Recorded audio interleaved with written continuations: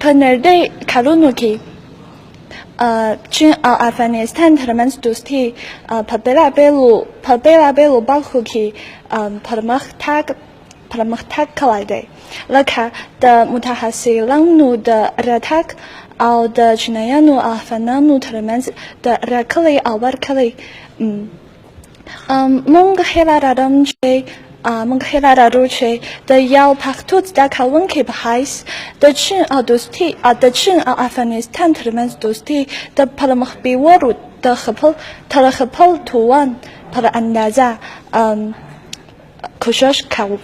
رومنی در ترلای وم ځکه چې زوارم چې د پښتو د زده کولو د افغانستان د فرهنګي اقتصادي او ټولنې لوند د معلومات زده کوم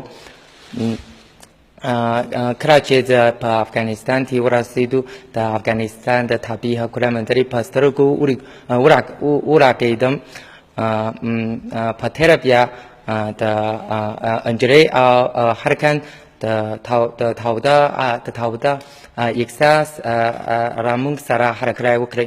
د دوی ترمنځ دوستي لرغوني زمانو ته رسیږي.